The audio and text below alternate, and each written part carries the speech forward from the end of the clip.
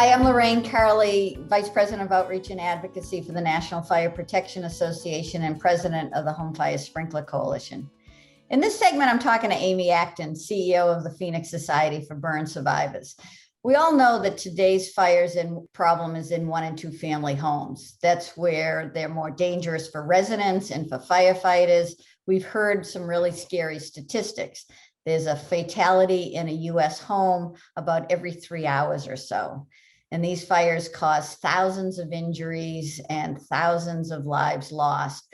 Firefighters are 11 times more likely to be injured fighting a structural fire.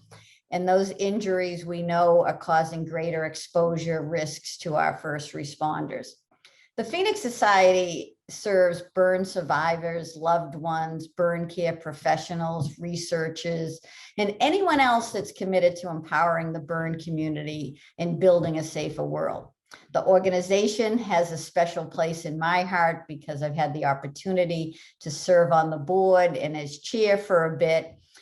But the organization also plays a very important role in the HFSC board to help educate the burn community. And because members of the burn community have become really strong home fire sprinkler advocates for us.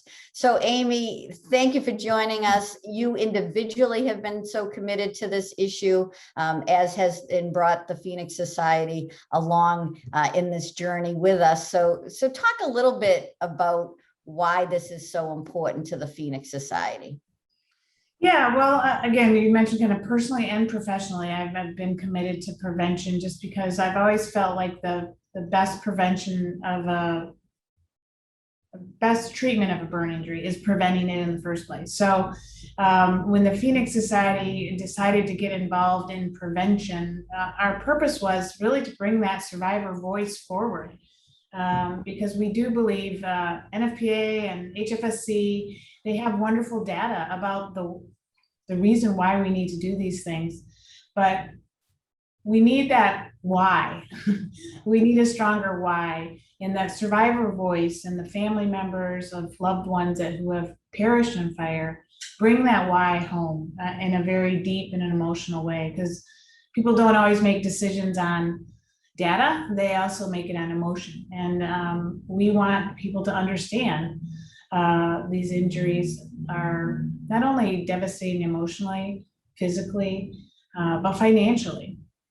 Yeah, and we've seen that impact. We talk about the Faces of Fire, the NFPA campaign that uses all of the HFSC messaging. That was one of our first and early forays into joining with the Phoenix Society around these issues. And we've got some really great advocates that have grown up with us in teaching us the importance of that story.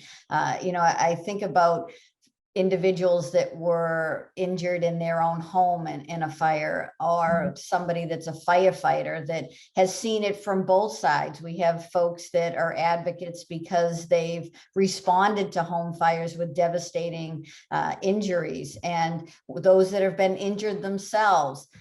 That's really the value, I think, that the Phoenix Society has taught all of us in the home fire sprinkler effort. And where do you see that going from this point forward? We've got 25 years of history behind us. We've had some successes, but we know that it's really challenging now to get people to kind of pay attention to these issues when they're bombarded by a lot of issues. Yeah, I think one thing that burn survivors learn early in their recovery is perseverance is important. And so I think it is going to take decades to really move the needle here and assure that homes are sprinklered. So I think that's one thing that the survivor community will continue to bring to this effort is dedication and perseverance and a real purpose. Many survivors get a sense of purpose out of their experience by trying to work with others to prevent it. So I think the coordination and the focused approach is really critical for us to continue to move the needle forward. And those stories, telling those stories and helping people make good decisions. So I think that's one thing. And I think the other area that we need to continue to work on is fighting the notion that it's an option. It's something that we can make a decision on a one at a time, because we can't scale that. Yeah. And it will very, very hard to happen. And that's a really good point, because we see more and more people that are understanding the message around home fire sprinklers, and we need to create an industry and a market that can support that. So I think that's why the education piece of this is so important, and educating the various audiences. And I think one of the things too that the Phoenix Society has brought to this is that increased engagement with the fire service. We know the fire service is one of our greatest champions for home fire sprinklers.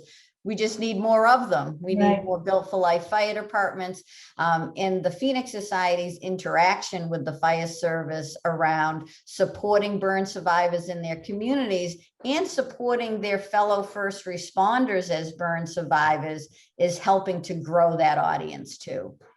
Yeah, and I think we've learned over this last year and a half with COVID what isolation feels like, right? And so I think as we think about the burn survivor community, and what I've learned over the many years here is that the burn and fire incident impacts so many people, and we get isolated in that kind of trauma of what happened. And so it's the same for the fire service. They witness some horrific. Not only do they get injured, but they have emotional impact from that. So that's really hard to measure. Right. But I think as we kind of look at other things around us, we respond very quickly to a disaster that's a one-off. But this is a disaster that's happening every day in our country, and we're not responding. Yeah.